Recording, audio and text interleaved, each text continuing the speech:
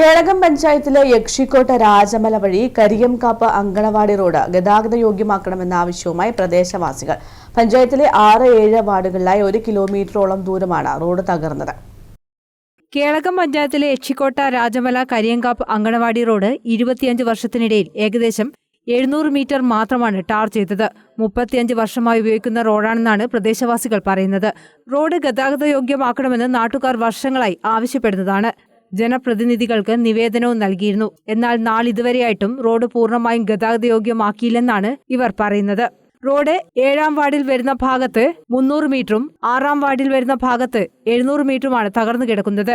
കഴിഞ്ഞ ദിവസങ്ങളിൽ മഴവെള്ളം കുത്തിയൊലിച്ചതോടെ റോഡിന്റെ സ്ഥിതി കൂടുതൽ ശോചനീയാവസ്ഥയിലായി. യക്ഷിക്കോട്ട രാജമല വഴി അങ്കമ്പാടി റോഡായിരുന്നു.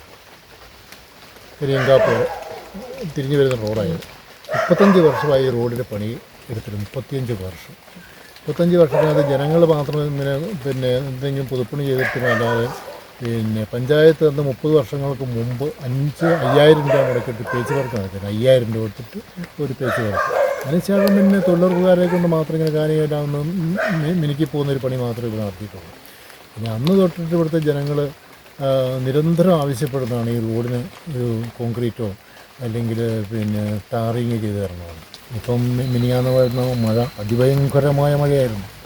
ആ മഴയത്ത് ഈ റോഡ് വളരെയധികം പോയിട്ടുണ്ട്. ഒരു വണ്ടി എടുക്കൊണ്ടാനൊക്കെ വളരെ ബുദ്ധിമുട്ടാണ്. പിള്ളേർക്ക് യാത്ര ചെയ്യാനും വളരെ ബുദ്ധിമുട്ടായിട്ടാണ് നമുക്കിതിനകത്ത് പറയാനുള്ളത്. ഇപ്പോൾ ഏകദേശം 10 കുടുംബങ്ങളാണ് റോഡിനെ ആശ്രയിക്കുന്നത്. നേരത്തെ നിരവധി കുടുംബങ്ങൾ യക്ഷിക്കോട്ട ഭാഗത്ത് താമസിച്ചിരുന്നു. കുറെ പേർ പ്രദേശത്തുനിന്ന് താമസം മാറി. എന്നാൽ താമസം മാറിയവരുടെ കൃഷിയിടങ്ങൾ യക്ഷിക്കോട്ട ഭാഗത്തുണ്ട്. റോഡ് ഗതാഗതയോഗ്യമല്ലാത്തത് കാരണം പറമ്പ് വിൽക്കാൻ പോലും സാധിക്കുന്നില്ലെന്നും ഇവർ പറയുന്നു. റോഡ് ടാറിംഗ് ഉടൻ പൂർത്തിയാക്കണമെന്നാണ് ഇവരുടെ ആവശ്യം. News bureau, Peravoor.